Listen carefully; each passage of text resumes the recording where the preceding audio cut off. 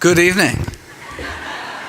For those of you unfamiliar with my work, every year I read through every issue of every English language nutrition journal in the world, so you don't have to. Every year, my talks are brand new because every year the science is brand new. I then compile the most interesting, most groundbreaking, most practical findings to new videos and articles I upload every day to my nonprofit site, nutritionfacts.org.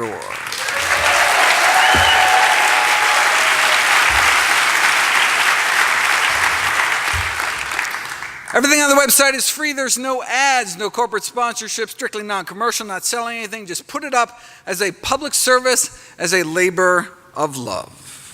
New videos and articles every day on the latest in evidence-based nutrition. In my 2012 review, I explored the role diet may play in preventing, treating, and reversing our deadliest diseases. In 2013, I covered the most common conditions. In 2014, I went through our leading causes of disability. This year, I'd like to address some of our most dreaded diseases, and cancer tops the list in the latest Gallup poll. The number one cancer killer in the United States of both men and women is lung cancer. But if you look at the rates of lung cancer around the world, they vary by a factor of 10. If there's nothing we could do to prevent lung cancer, you'd assume the rates would be about the same everywhere. I mean, if it just happened kind of randomly. But since there's a huge variation in rates, you assume there's some contributing cause, and indeed we now know that smoking is responsible for 90% of lung cancer cases. So if you don't want to die of the number one cancer killer by just not smoking, you can take 90% of your risk and throw it out the window. Colorectal cancer is our second leading cause of cancer death, and for that there's even bigger spread around the world. So it appears colon cancer doesn't just happen, something makes it happen. Well, if our lungs can get filled with carcinogens from smoke, maybe our colons are getting filled with carcinogens from food. Why do African Americans get more colon cancer than Native Africans? Why that population? Because colon cancer is extremely rare in Native African populations, like more than 50 times lower rates than Americans, white or black. And we used to think it was all the fiber that they were eating. However, the modern African diet is highly processed, low in fiber, yet there's been no dramatic increase in colon cancer rates. And we're not just talking low fiber intake, we're talking United States of America low fiber intake, down to around half the recommended daily allowance. Yet colon disease remains rare in Africa, still 50 times less colon cancer. Maybe it's because they're thinner and exercise more. No, they're not, and no, they don't. If anything, their physical activity levels may actually be lower than ours. So if they're sedentary like us, eating mostly refined carbs, few plant foods, little fiber like us, why do they have 50 times less colon cancer? Well, there is one big difference. The diets of both African Americans and Caucasian Americans is rich in meat, whereas the native Africans' diet is so low in meat and saturated fat. They have cholesterol levels averaging 139 compared to over 200 in the US. So yeah, they don't eat a lot of fiber anymore, but they continue to minimize meat and animal fat intake, supporting evidence that perhaps the most powerful determinants of colon cancer risk are the levels of meat and animal fat intake. So why do Americans get more colon cancer than Africans? Maybe the rarity of colon cancer in Africans is associated with their low animal product consumption. But why? Did you ever see that takeoff of the industry slogan, beef, it's what's for dinner? Beef, it's what's rotting in your colon. And I remember seeing that on a shirt with some friends, and I was such the party pooper, no pun intended, explaining that no, meat is completely digested in the small intestine, never makes it down to the colon, no fun hanging out with biology geeks. But it turns out I was wrong. Turns out up to 12 grams a day of protein can escape digestion, and when it does, it reaches the colon, it can be turned into toxic substances like ammonia. This degradation of undigested protein in the colon is called putrefaction, right? So a little meat can actually end up putrefying in our colon. The problem is some of the byproducts of this putrefaction process can be toxic. The same thing happens with other animal proteins. If you eat egg whites, for example, some of that can putrefy too. You say, well, what are you saying? There's protein in plants too. The difference is that animal proteins tend to contain more sulfur-containing amino acids like methionine, which is found concentrated in fish and chicken, than eggs, less in dairy and beef, but much less in plant foods, which can be turned into hydrogen sulfide in the colon, the rotten egg gas that doesn't just smell bad, but can produce changes in the colon that increase cancer risk. Now, there's a divergence of opinion as to whether it's the animal fat, cholesterol, or animal protein that's most responsible for the increased cancer risk, but as all three has been shown to have carcinogenic properties, but does it really matter since the diet high in one is high in the others? But the protein does more than just putrefy, though. Animal protein consumption causes an increase in blood levels of cancer-promoting growth hormone called IGF-1. But remove meat, egg white, and dairy proteins from our diet, and our bloodstream can suppress cancer cell growth about 8 times better. An effect so powerful that Dr. Ornish and colleagues appeared able to reverse the progression of prostate cancer without chemo, without surgery, without radiation, just a plant-based diet and other healthy lifestyle changes. The link between animal protein and IGF-1 may help explain why those eating low-carb diets tend to die sooner. But not just any low-carb diet, specifically those based on animal sources, whereas actually vegetable-based low-carb diets were associated with a lower risk of death. Right? But meat-based low-carb diets are high in animal fat as well. So how do we know it wasn't the saturated fat and cholesterol that was killing people off? It had nothing to do with the animal protein. What we need is a study that follows a few thousand people and their protein intakes out for 20 years or so, and just see what happens. Who gets cancer, who doesn't, who lives longer. But there'd never been a study like that until now. 6,000 men and women over age 50 across the U.S. followed for 18 years, and those under age 65 with high protein intakes had 75% increase overall mortality, 4-fold increase in dying from cancer. But not all protein, specifically animal protein, right? Which makes sense given the higher IGF-1 levels in those eating excess protein. Eating animal protein increases IGF-1 levels, which increases cancer risk. The sponsoring university sent out a press release with a memorable opening line. That chicken wing you're eating could be as deadly as a cigarette.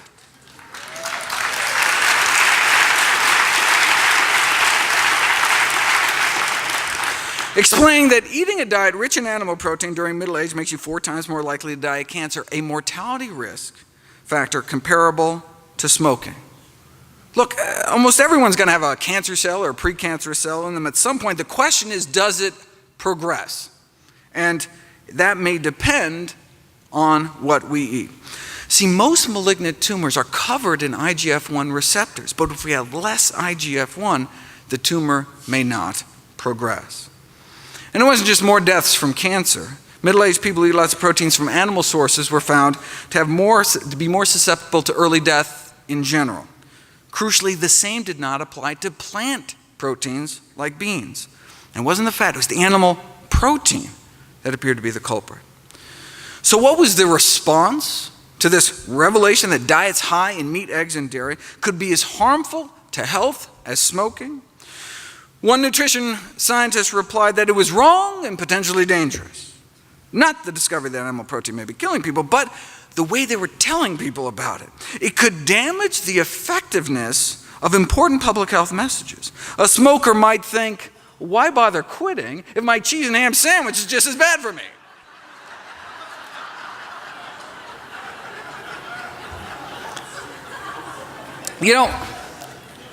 That reminds me of a famous Philip Morris cigarette ad that tried to downplay the risks by saying that you think secondhand smoke is bad, increasing the risk of lung cancer 19%, drinking 1 to 2 glasses of milk every day may be 3 times as bad, 62% increase lung cancer risk, or doubling the risk frequently cooking with oil, or tripling your risk of heart disease eating non-vegetarian, or multiplying your risk 6-fold eating lots of meat and dairy.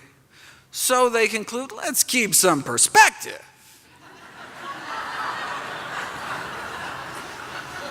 The risk of lung cancer, the risk of secondhand smoke may be well below the risk reported for other everyday activities, so breathe deep, basically. All right?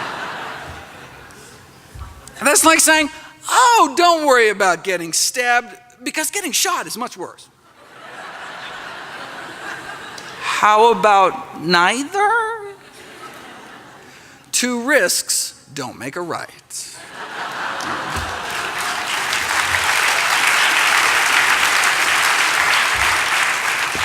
Though you'll note when Philip Morris bought Kraft, they stopped throwing dairy under the bus. So, the heme in the ham may also play a role. Heme iron is the form of iron found in blood and muscle and may promote cancer by catalyzing the formation of carcinogenic compounds. Cancer has been described as a ferrotoxic disease, a disease in part of iron toxicity. Iron is a double-edged sword. Iron deficiency causes anemia, but excessive iron may increase cancer risk by acting as a pro-oxidant, generating free radicals that may play a role in a number of dreaded diseases like stroke. But look, only the heme iron, the blood and muscle iron, right? Not the non-heme iron that predominates in plants. Same with heart disease, only the heme iron. Same with diabetes, only the heme iron. And same with cancer.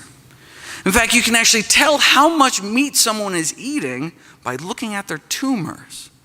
To characterize the mechanisms underlying meat-related lung cancer development, they asked lung cancer patients how much meat they were eating and examined the gene expression patterns in their tumors and identified a signature pattern of heme-related gene expression.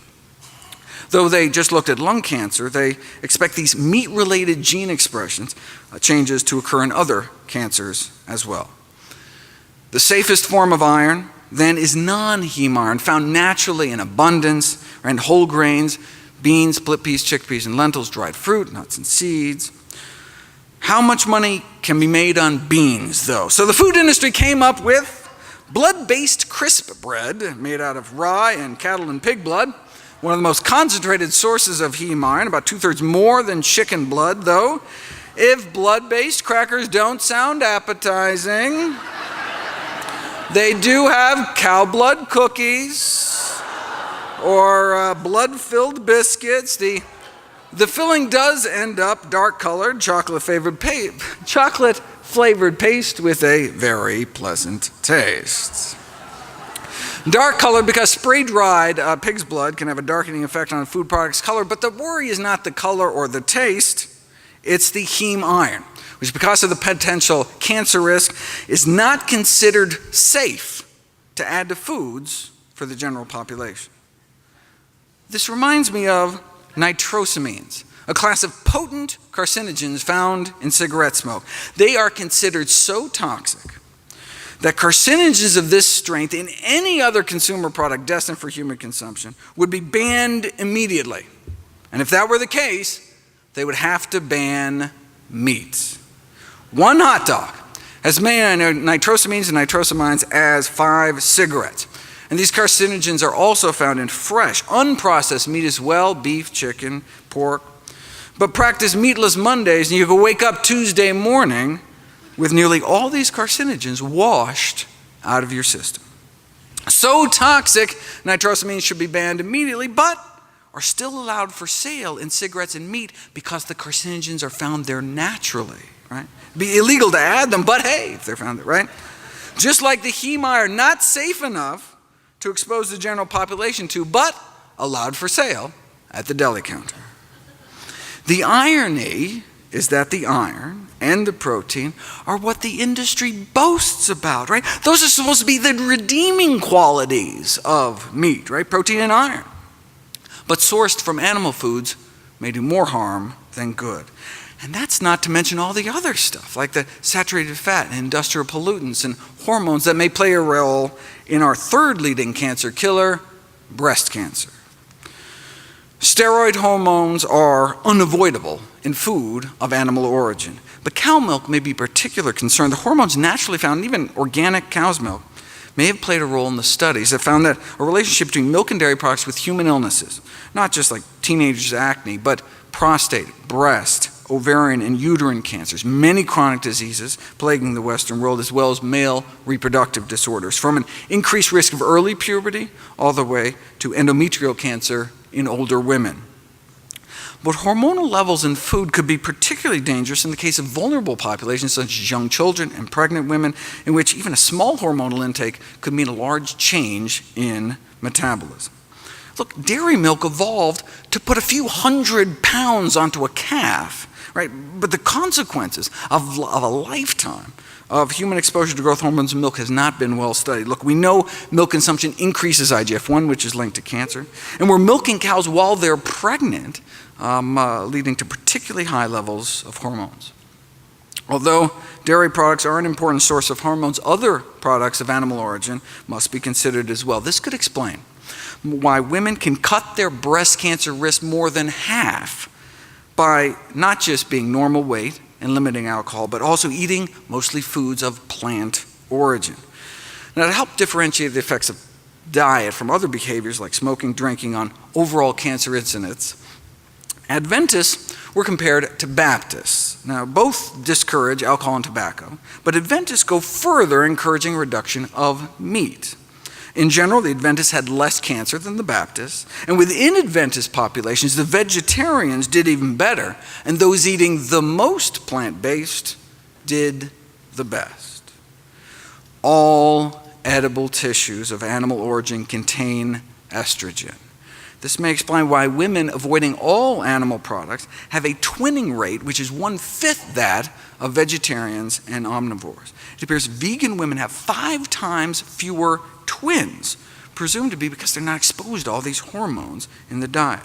Now, why is that a good thing? Because twin pregnancies can unfortunately be risky pregnancies for both mom and the babies, which may be 10 times more likely to die at birth. To avoid these complications, women attempting conception may want to consider avoiding milk and dairy products. And this isn't even talking about the synthetic hormones that are injected, implanted, and fed into farm animals. In 1979, an epidemic of breast enlargement was noted in Italian children. Poultry or veal was suspected because they were using estrogens to accelerate weight gain. So after this episode, Europe banned the use of anabolic growth promoters in agriculture and banned the importation of American meat ever since, because we continue to inject animals with drugs like Zeranol, sold as Ralgro Magnum.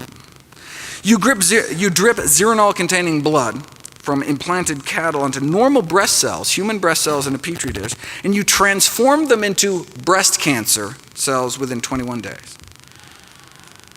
Okay, but people aren't petri dishes, because these anabolic growth promoters in meat production are by far the most powerful, potent hormones found in human food. We really should be testing people, especially children, before and after eating meat. Until we do that, we really don't know what kind of threat they pose.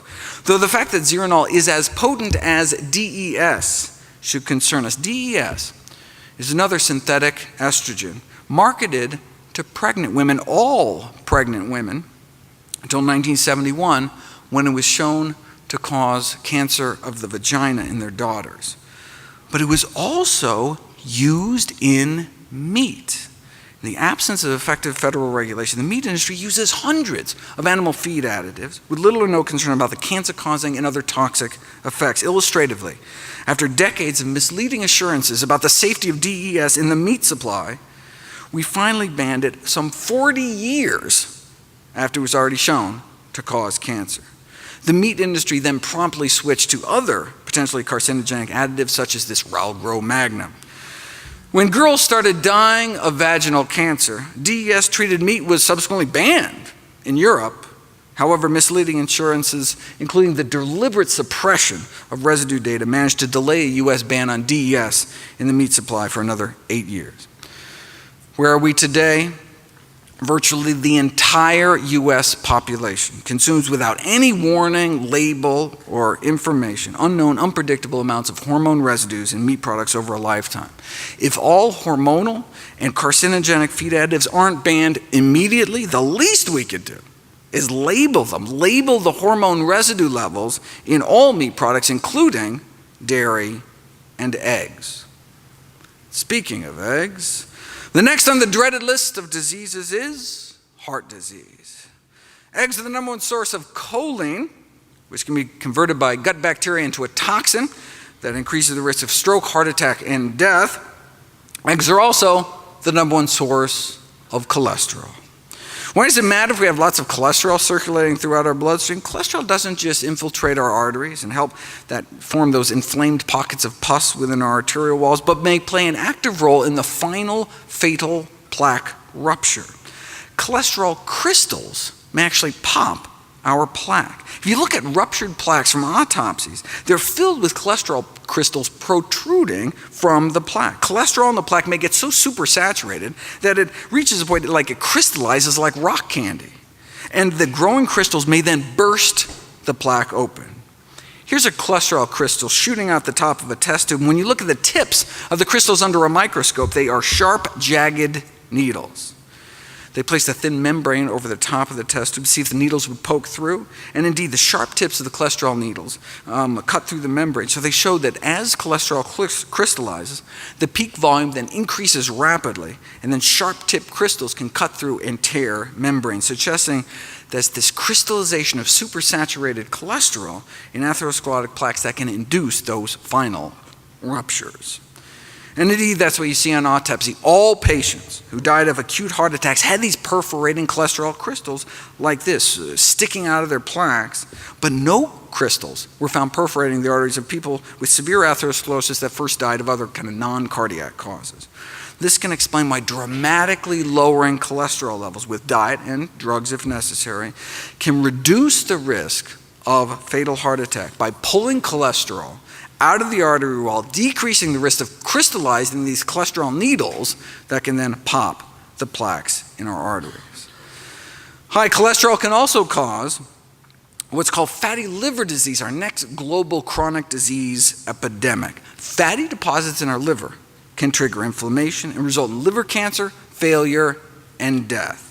And again, it may be these crystals, cholesterol crystals, triggering the progression of fatty liver into serious hepatitis.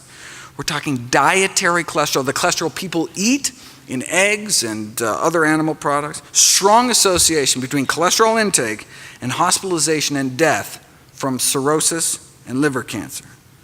And beyond just the crystals, dietary cholesterol may oxidize and directly cause toxic and carcinogenic effects.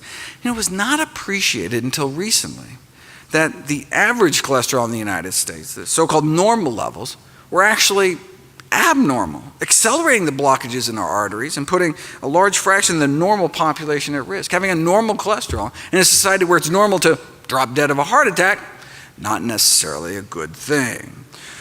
Normal cholesterol levels may be fatal cholesterol levels. In cholesterol lowering, moderation kills. Even if all Americans kept their total cholesterol below the recommended 200, millions would develop coronary artery disease. Strong evidence shows we need to keep our total cholesterol under at least 150 to stem the epidemic. What kind of evidence? Well, in many cultures, coronary disease is practically unheard of when total serum cholesterol under 150. Here in the US, the famous Framingham Heart Study, few under 150 developed heart disease and none died from it. We cannot continue to have these public and private organizations at the forefront of health leadership recommending to the public a dietary plan that guarantees that millions will perish of the very disease that the guidelines are supposed to prevent.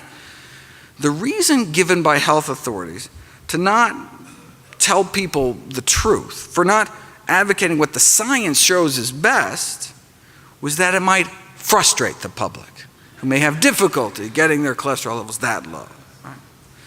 But the public's greatest frustration might come from not being informed of the optimal diet for health.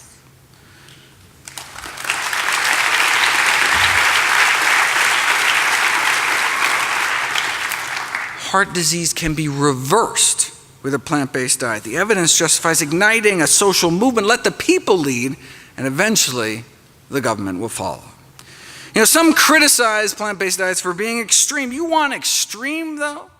Check out the consequences of our present diet. Having a breastbone sawed in half for bypass surgery, or having a stroke that renders one mute, or having a breast, colon, prostate, or rectum removed for cancer. Now that's extreme. Bean burrito, easy, right?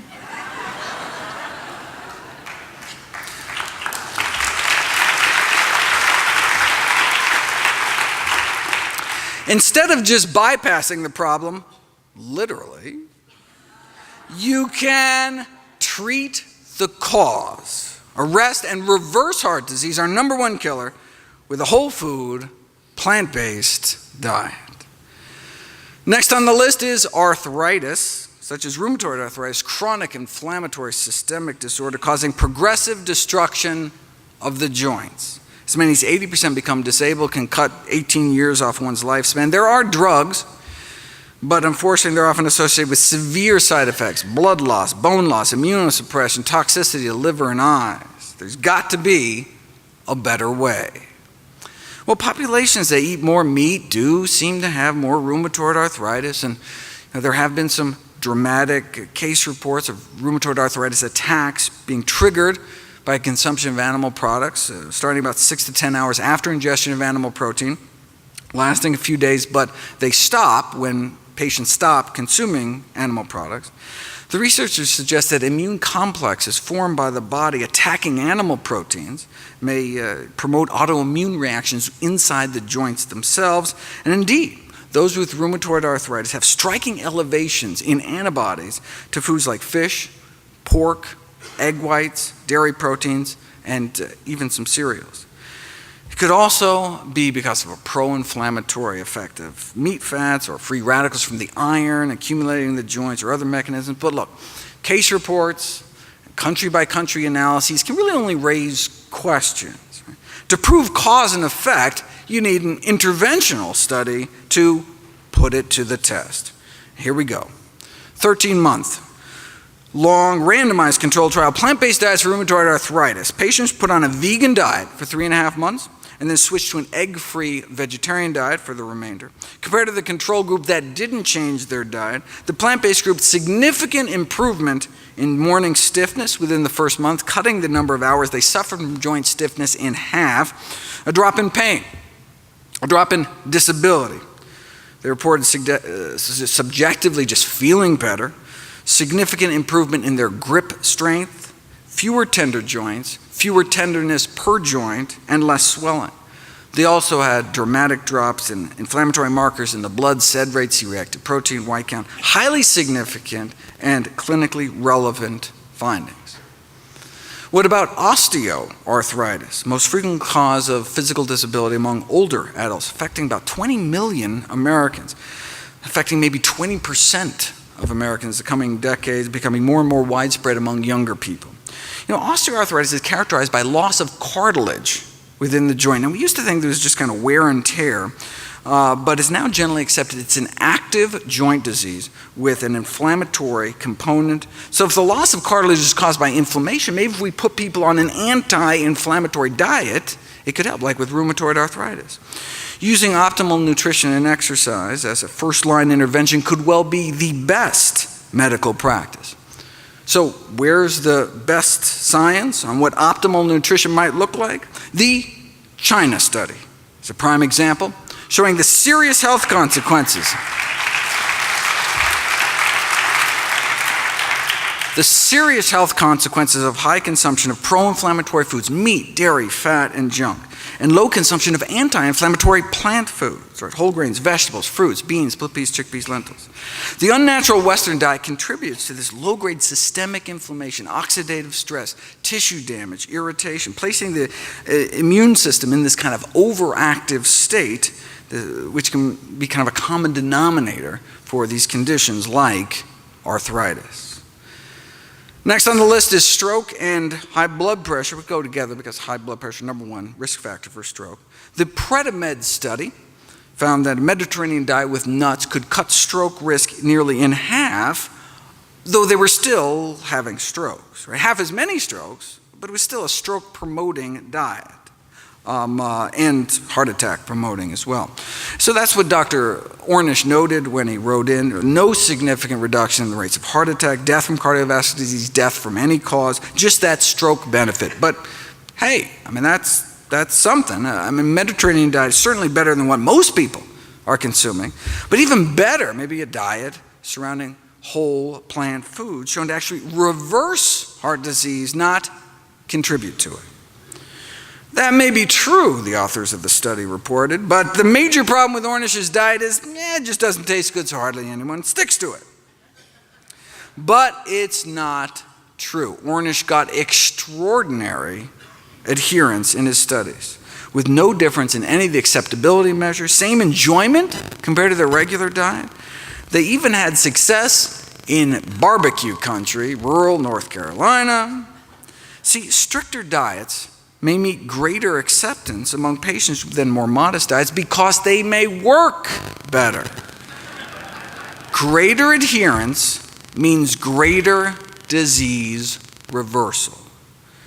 But you don't have to be facing certain death. Even those young and healthy, no health problems, had no problem sticking to a plant-based diet. In fact, it worked a little too well. This is a crossover study where they asked people to eat a plant-based diet for a few months and then go back to their original diet to note the contrast, right? But people felt so good eating healthy that some of them refused to go back to their regular diet, which kind of, it actually messes up the study.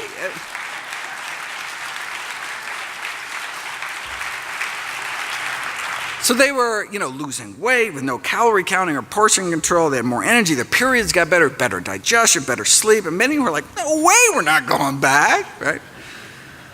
But if doctors just presume people aren't going to eat this way, self-fulfilling prophecy, right? Just like smoking doctors are less likely to tell their patients to stop smoking, and couch potato docs are less likely to counsel exercise or things like fruits and vegetables, we need to role model healthy behavior. This greatly enhances our credibility and effectiveness. Gone are the days of traditional authority when the fat physician, dropping cigarette ash down his gravy-stained vest, could credibly prescribe a change in behavior. One reason why plant-based diets can save so many millions is because the number one risk factor for death in the world is high blood pressure, leading to waste 9 million people every year. In the United States, killing off more than 1,000 a day, 400,000 Americans dead every year. High blood pressure affects 78 million Americans. It's 1 in 3 of us, and as we age, our pressures creep higher and higher, such that by age 60, strikes more than half. If it affects most of us when we get older, maybe it's less a disease and more just kind of a natural, inevitable consequence of aging. No. We've known for nearly a century that high blood pressure need not occur. Researchers measured the blood pressure of 1,000 people in rural Kenya who ate a diet centered around whole plant foods, whole grains, beans, vegetables, fruit, dark green leafy vegetables. Now, up until age 40, the blood pressures of the rural Africans about the same as Europeans and Americans, 120s over 80s. But as Westerners age, their pressures creep up, such that by the age 60, the average person is hypertensive, exceeding 140 over 90. What about those eating plant-based? Their pressures improved with age. Not only did they not develop hypertension, their blood pressures actually got better. Now, this whole 140 over 90 thing is arbitrary. Just like studies show that lower the cholesterol, the better. Really no safe level above 150. Blood pressure studies also support this kind of lower the better approach to blood pressure reduction. Even people starting out with blood pressures under 120 over 80 appear to benefit from blood pressure reduction. So the ideal blood pressure, the no benefit from reducing it further blood pressure, is actually 110/70. Is it even possible to get blood pressures down to 110/70? It's not just possible, it's normal for those eating healthy enough diets. Over 2 years at a rural Kenyan hospital, 1,800 patients are admitted. How many cases of high blood pressure did they find? 0. Wow, so they must have had low rates of heart disease. No, they had no rates of heart disease. Not low risk, no risk. Not a single case of arteriosclerosis, our number one killer, was found. Rural China, too.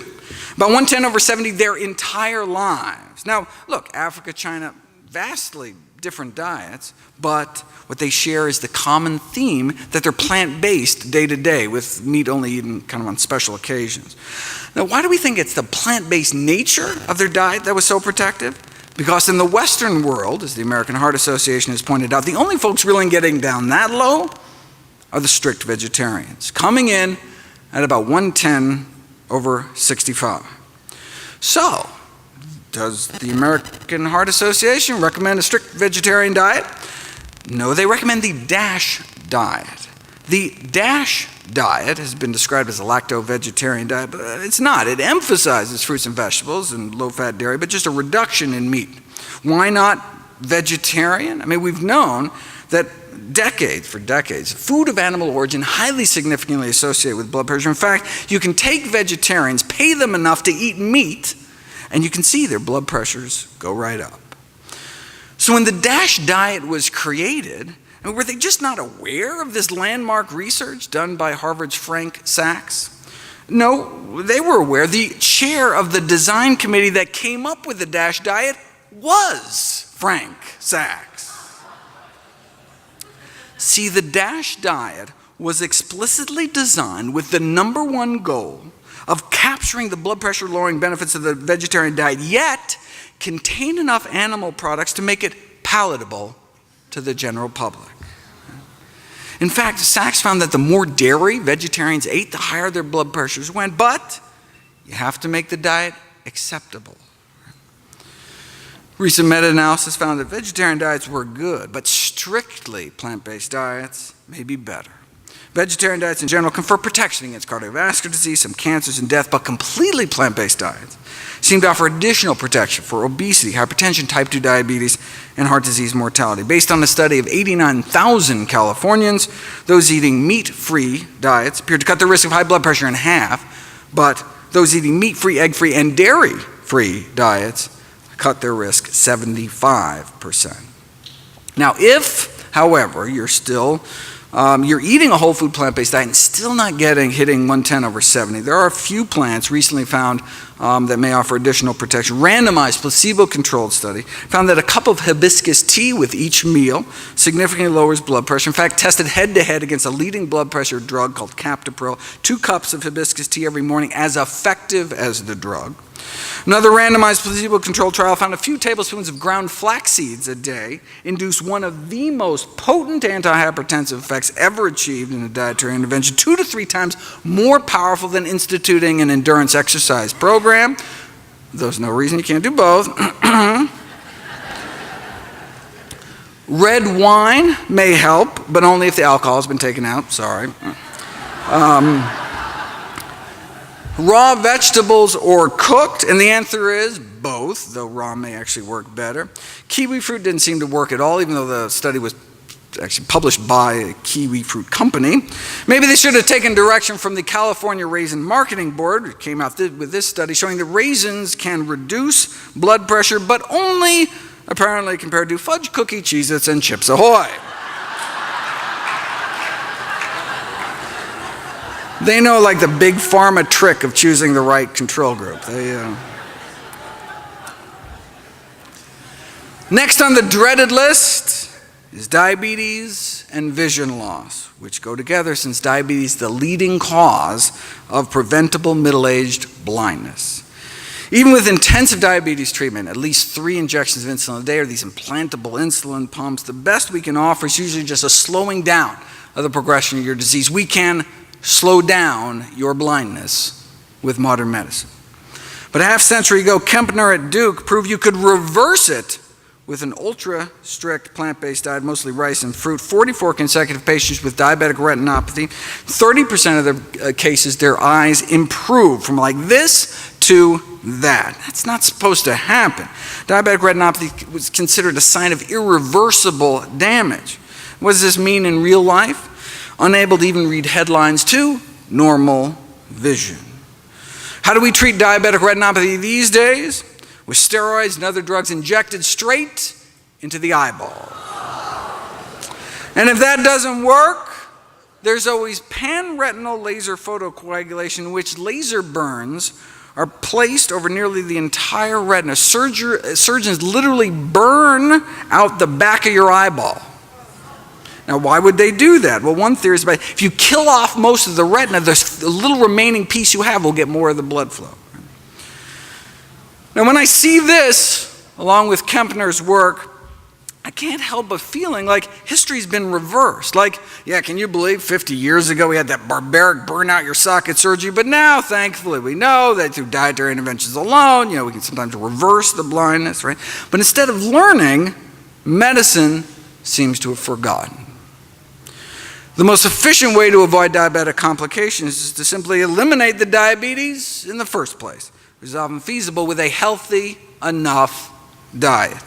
Plant-based diet beat out the conventional American Diabetes Association diet in a head-to-head randomized controlled clinical trial without restricting portions, no calorie or carb counting.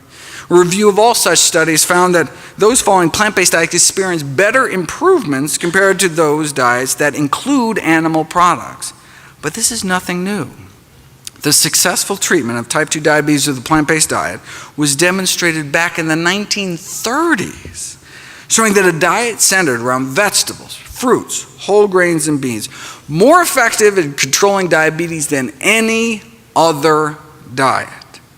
Randomized controlled trial. After 5 years, no big change in the control group, but the plant-based group, insulin needs were cut in half, and a quarter ended up off of insulin altogether. Now, this was a low-calorie diet, though, so maybe their diabetes just got better because they lost weight. To tease that out, what we would need is a study where they switch people to a healthy diet but force them to eat so much food that they'd actually maintain their weight. Then we could see if a plant-based diet had benefits independent of all the weight loss. We'd have to wait another 44 years, but here it is. Subjects were weighed every day, and they started losing weight. They were made to eat more food. In fact, so much food, some of the participants had trouble eating all. But eventually they adapted, and so no significant alterations in body weight despite restricting meat, dairy, eggs, and junk. Okay, so with zero weight loss, did plant-based diets still help? Here's the before and after insulin requirements of the 20 people that put on the diet. So the number of units of insulin they had to inject themselves before and after going plant-based. Overall, insulin requirements were cut about 60%, and half were able to get off insulin altogether, despite no change in weight. Now, how many years did this take? Was it 5 years like the other study? No, 16 days.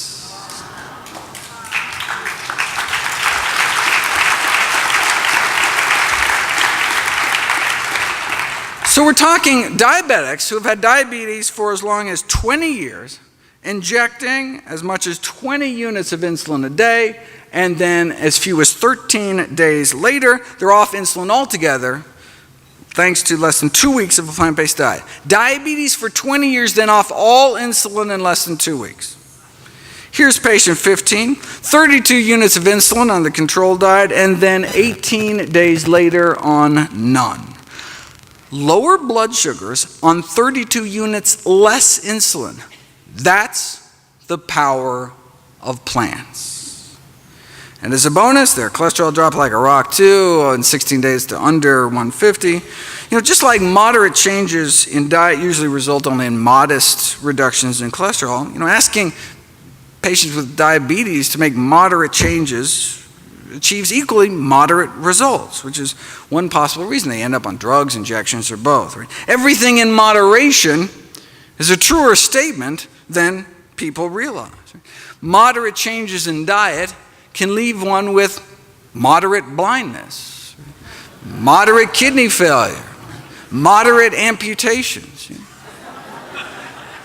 maybe just a few toes. Right? Moderation in all things is not necessarily a good thing.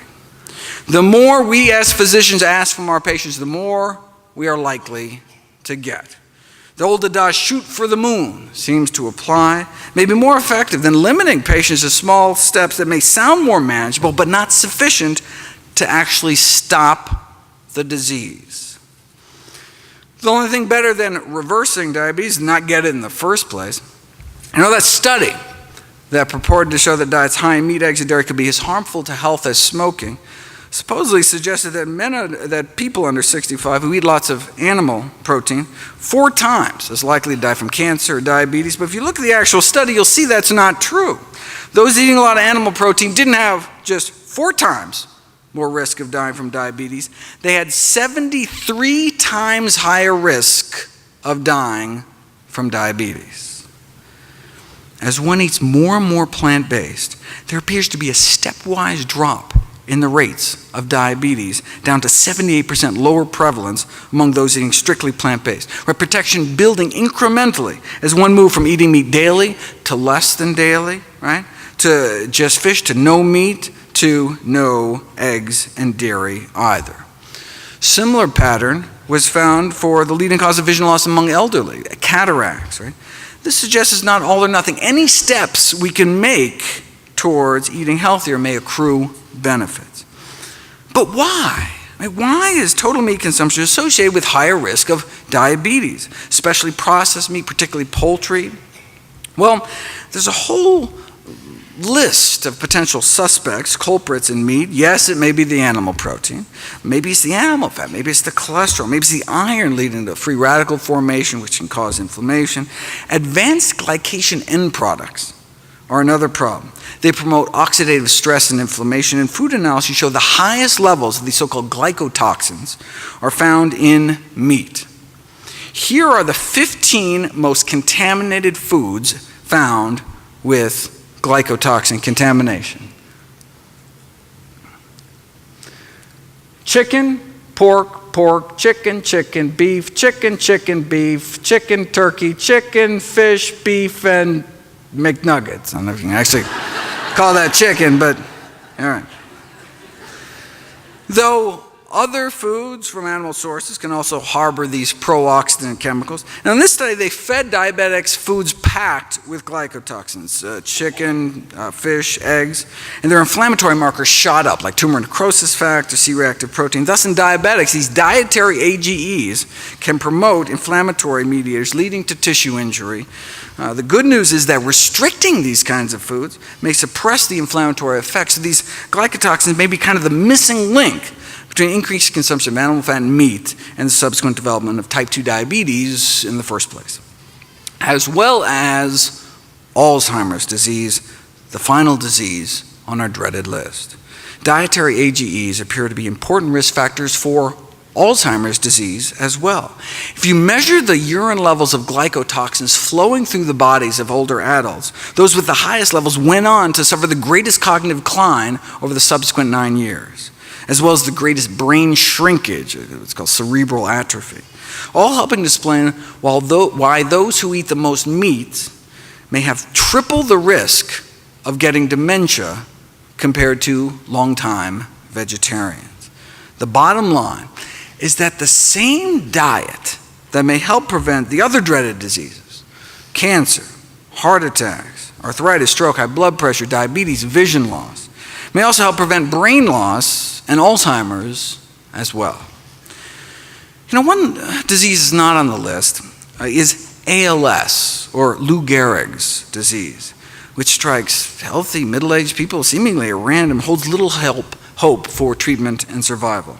Although mental capacities stay intact, ALS paralyzes people, and most patients die within 3 years when they can no longer breathe or swallow. At any given time, 30,000 Americans are fighting for their lives. We each have about 1 in 400 chance of getting this disease in our lifetime. And it appears to be on the rise around the world. What causes it? Well, there's a neurotoxin produced by blue-green algae in our rivers, lakes, and oceans that ends up in seafood, which is currently a strong contender as the cause of, or at least a major contributor to ALS and maybe Alzheimer's and Parkinson's as well. Researchers in Miami found this BMAA neurotoxin in the brains of Floridians that died of sporadic Alzheimer's and ALS. Significant levels in 49 out of the 50 samples from Alzheimer's and ALS patients. Same thing was found up in the Pacific Northwest and in the brains of those dying from Parkinson's disease.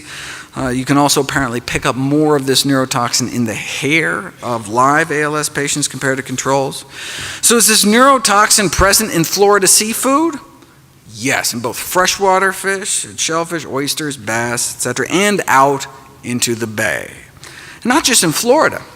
On up the eastern the seaboard, out in the Midwest. So this could explain ALS clusters around lakes in New Hampshire, or fish in Wisconsin, or blue crabs from the Chesapeake around where I live, or seafood eaters in France, or in the Finland's Lakeland district, or around the Baltic Sea, building up particularly in fish, mussels, and oysters. There is a general consensus that these harmful algal blooms are increasing worldwide, thanks in part to industrialized agriculture, which may increase the exposure to this neurotoxin, leading to possible increased risk of these horrible neurodegenerative diseases. With substantial and ever-growing evidence that this neurotoxin does play a role in the onset and progression of neurodegenerative diseases, the most important question is, what mode activity does BMAA exert? No, it's not. The most important question is, how do we reduce our exposure? We know the presence of this neurotoxin in aquatic food chains could be a significant human health hazard, so until more is known, it may be prudent to reduce our risk by limiting exposure to BMAA in the human diet. Now, there are neurotoxins in the dairy supply too, which may explain the link between milk consumption and Parkinson's. High levels of organochlorine pesticide residues are found in milk and the brains of Parkinson's patients. And other pollutants like tetrahydride, so quinoline, which is actually what scientists use to try to induce the disease in primates found in the milk supply, particularly cheese. So maybe the dairy industry should do these toxin screenings of milk. Good luck with that. You could always just not drink the stuff, but then what about your bones? That's a marketing ploy. If you look at the science, milk does not appear to protect against hip fracture risk, whether drinking during the adult years or drinking during one's teen years. If anything, milk consumption was associated with a borderline increase in fracture risk in men. This suggests a partial explanation for the long-standing enigma that hip fracture rates are highest in populations with the greatest milk consumption. This enigma irked a Swedish research team puzzled by studies again and again had shown a tendency for higher risk of fracture with higher milk consumption. Well, there is a rare birth defect called galactosemia, where babies are born without the enzyme needed to detoxify the galactose in milk. So they end up with high levels of galactose in their bloodstream, which causes bone loss. So maybe the researchers figured, even in normal people that can detoxify the stuff, maybe it's not so good for the bones to be consuming all that galactose all day. And galactose doesn't just hurt the bones. That's what scientists use to cause premature aging in lab animals. They slip them a little galactose, shorten their lifespan, oxidative stress, inflammation, brain degeneration, just like 1 to 2 glasses of milk's worth of galactose a day. Well, we're not rats though, but given the high amount of galactose in milk, recommendations to increase milk intake for the prevention of fracture could be a conceivable contradiction. So they decided to put it to the test, looking at milk intake and mortality as well as fracture risk to test the theory. 100,000 men and women followed for up to 20 years, and milk drinking women had higher rates of death, more heart disease, significantly more cancer for each daily glass of milk. 3 glasses a day was associated with nearly twice the risk of death. They also had significantly more bone and hip fractures too. More milk, more fractures. Milk drinking men also had higher rates of death For some reason, you never see any of this in any of the milk ads. I don't know. Okay, so where does this leave us? What are the common threads? If you look at 4 of the major dietary quality scoring systems, which have all been associated with extending lifespan, less heart disease, less cancer, they all share only 4 things in common. What are those 4 things? More fruit, more vegetables, more whole grains, more nuts and beans. They're all built around a common core of diets rich in plant foods, where the opposite food patterns, Western diet, higher risk. So we need to optimize the food environment to support whole grains, vegetables, fruit, and plant-based sources of protein. Taking the diet quality indexes to the logical conclusion, the most plant-based diet comes out the most healthy diet. But again, it doesn't have to be all or nothing. I mean, we now have evidence that simple advice to increase the consumption of plant foods and decrease the consumption of animal foods actually has a survival advantage. And boy, do we need it. In terms of life expectancy, the U.S. is down around 27th of the 34 leading free market democracies. People in Slovenia live a year longer than citizens of the United States. Why? Most deaths in the United States are preventable and related to nutrition. According to the most rigorous analysis of risk factors to date ever published, the #1 cause of death in the United States and the #1 cause of disability is our diet, bumping tobacco smoking to #2. Smoking now only kills about 500,000 Americans a year, whereas diet now kills hundreds of thousands more. Let me end with a thought experiment. Imagine yourself a smoker in the 1950s. The average per capita cigarette consumption was about 4,000 cigarettes a year. Think about that. The average American smoked half a pack a day. The media was telling you to smoke, and famous athletes agreed. Even Santa Claus cared enough about your health to want you to smoke. I mean, you want to keep fit and stay slender, so you make sure to smoke. And eat hot dogs to stay trim, and eat lots of sugar to stay slim and trim, right? Less fattening than that apple. I mean, sheesh. I mean, come on. Though apples do connote goodness and freshness, reads one internal tobacco industry memo, which brings up many possibilities for a youth-oriented cigarette. Oh, shameless. All right. In addition to staying fit and slender and soothing your throat, for digestion's sake, you smoke. I mean, no curative power is claimed for Philip Morris, but an ounce of prevention is worth a pound of cure, so safe than sorry, better smoke. Like eating, smoking was a family affair. Gee, Mommy, you sure enjoy your Marlboro. You're darn tootin'. Just one question, Mom. Can you afford not to smoke Marlboros? Your kids were giving you cigarettes in the 50s. Even your dog was giving you cigarettes. Blow in her face and she'll follow you anywhere.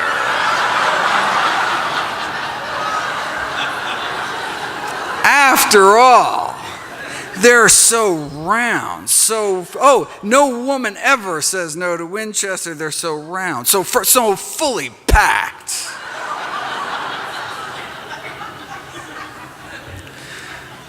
After all, John Wayne smoked them until he got lung cancer and died. Even the paleo folks were smoking. And so were the doctors. Yes, no, look, this is not to say there wasn't controversy within the medical profession. Yes, some, doctors smoke Camels, but other physicians preferred Luckies, so there actually was disagreement. There was,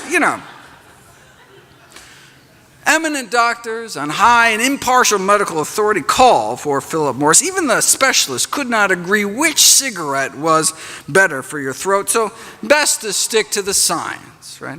And more scientists smoke this brand, actually. This should not be rocket science, right?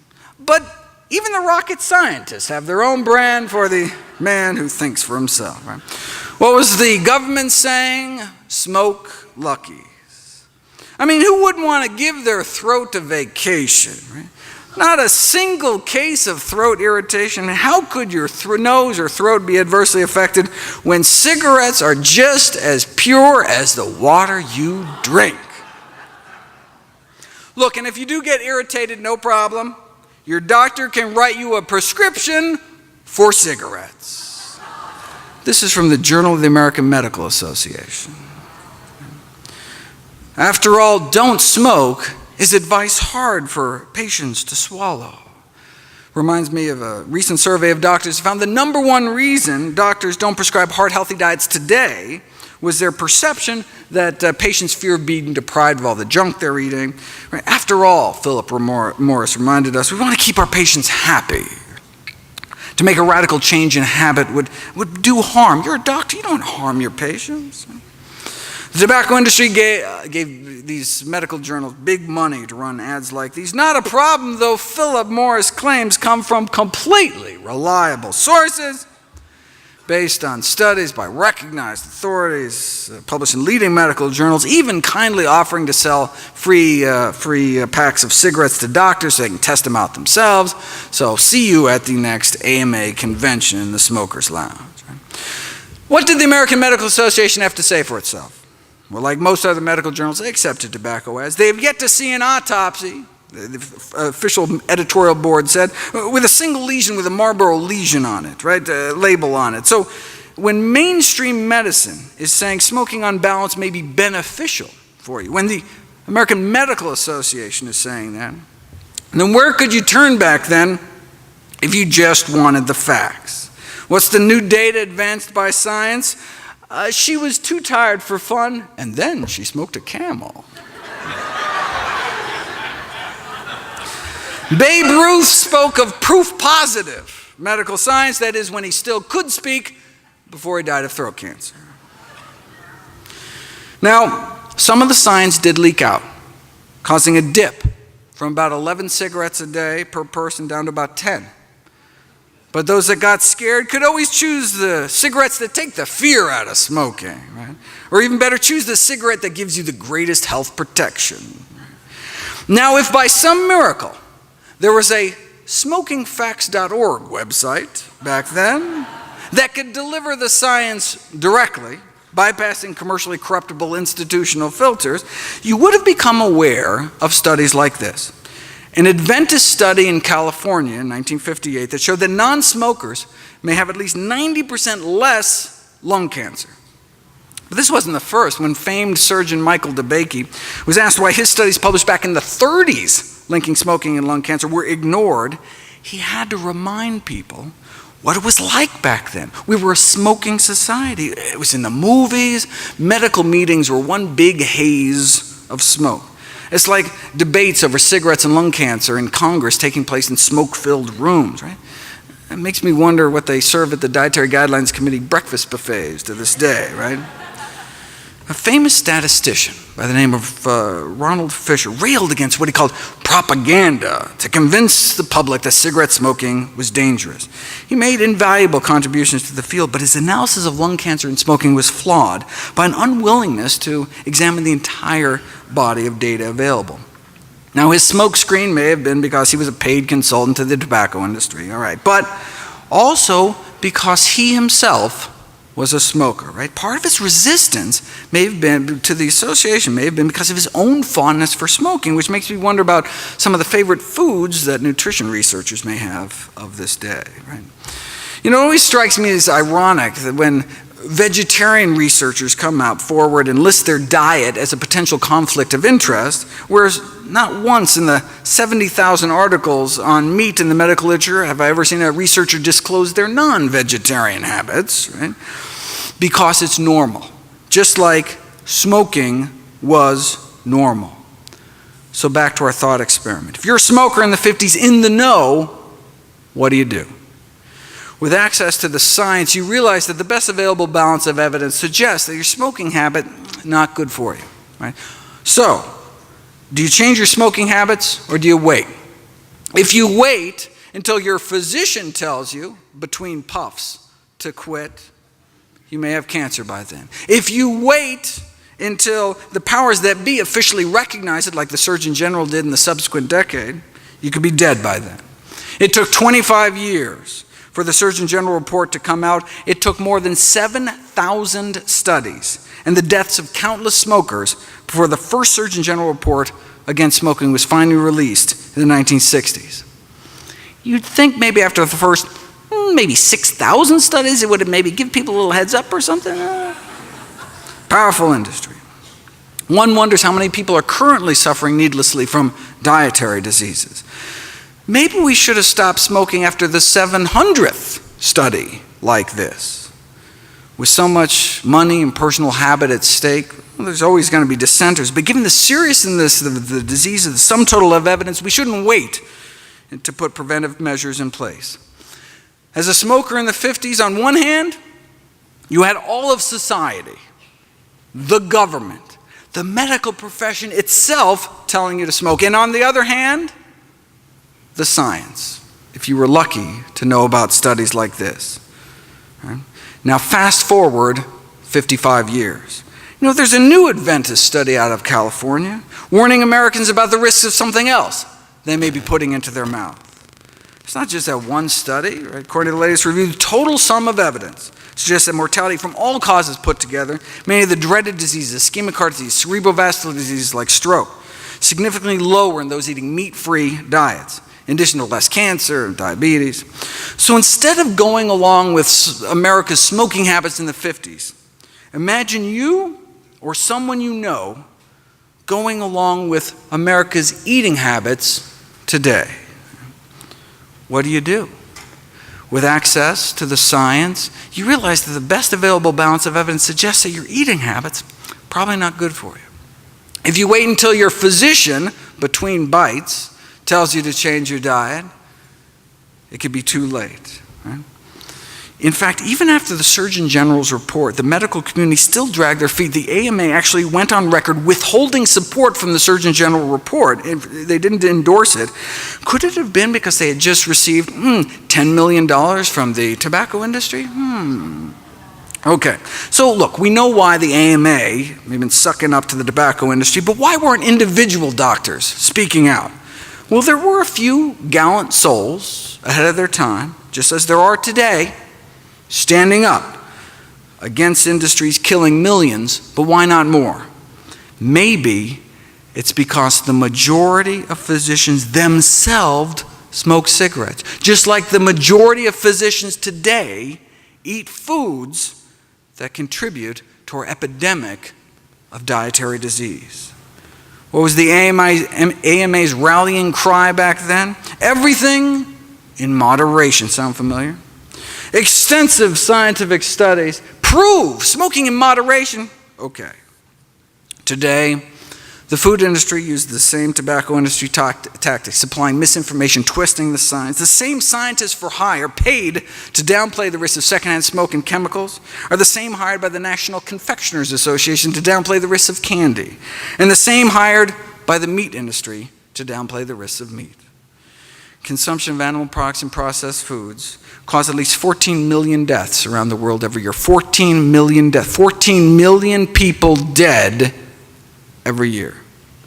This is not a failure of individual willpower, says the Director General of the World Health Organization. This is a failure of political will to take on big business, which is a formidable opposition. Food governments are willing to prioritize health over big business. As we learned from the experience with the tobacco industry, a powerful corporation can sell the public just about anything. If there's one thing we learned from the tobacco experience, wrote one district judge, it's how powerful profits can be a motivator, even at the cost of millions of lives and unspeakable suffering. It may have taken 25 years for the Surgeon General report to come out, still longer for mainstream medicine to get on board, but now there are no longer ads encouraging people to inhale to their heart's content. Now there are ads from the CDC fighting back. Food-wise, there was meat for health defense, or nourishing bacon, or doctors prescribe meat, or soda for that matter. Thank heavens tricks are habit forming, right? Now, just like there were those in the 30s, 40s, and 50s on the vanguard trying to save lives, today there are those turning ads about what you can do with pork butt to what the pork can do to your butt. The Physicians Committee for Responsible Medicine's Meat is the New Tobacco campaign, right? As Dr. Barnard tried to get across in an editorial published in the American Medical Journal Association's Journal of Ethics, plant-based diets can now be considered the nutritional equivalent of quitting smoking. How many more people have to die, though?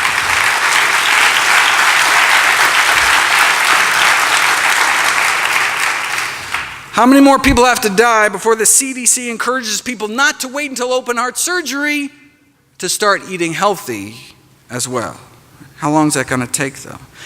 Just like we don't have to wait until our doctors quit smoking to quit ourselves, we don't have to wait until our doctor takes a nutrition class or cleans up their own diet before changing our own eating habits. Look, it's not your doctor's fault, right? Writes a group of prominent physicians. There is a severe deficiency of nutrition education at all levels of medical training, right? We just never taught it, right? We know a whole food, plant-based diet has been proven to reverse our number one killer, protect against type 2 diabetes and cancer. So how has this knowledge affected medical education? It hasn't. Despite the neglect of nutrition and medical education, the public considers physicians to be trusted sources. But if doctors don't know what they're talking about, they could be contributing to diet-related diseases. To stem the surging tide of chronic illness, physicians need to become part of the solution, but we don't have to wait for that to happen. No longer do patients have to be so patient. Doctors no longer hold a professional monopoly on health information. It's been a democratization of knowledge, right? And so until the system changes, we have to take responsibility for our own health and for our family's health. Right? We can't wait for society to catch up to the science because it's a matter of life and death. In 2015, Dr. Kim Williams became president of the American College of Cardiology. He was asked why he follows his own advice to eat a plant-based diet. He said, "I don't mind dying," Dr. Williams replied. "I just don't want it to be my fault." Thank you.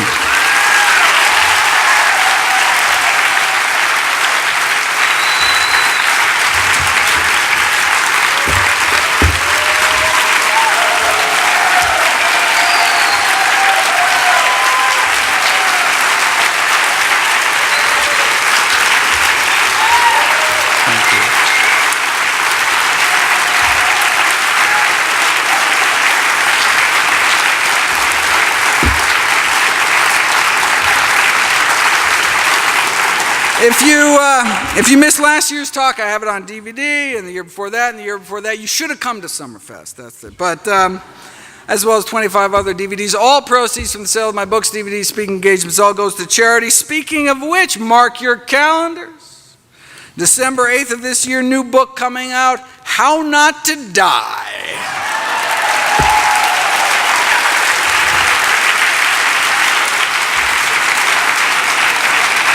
December 8th, very excited about not only a compilation of all my work with all the science, thousands of citations, but also a practical guide. I go through my kind of daily dozen checklist of all the things. I try to include my own diet, how much greens to eat, how much beans to eat, how much exercise, how much sleep. I'm working on it for over a year. Can't wait for everyone to read it. And in the meantime, all my work is available free at nutritionfacts.org. Thanks again. I want to say something. We are so fortunate to have Dr. Gregor with us. I don't think there's anyone else on the planet that could do what you do. Thank you so much. And we are honored for you to debut this with us every year. Thank you so much.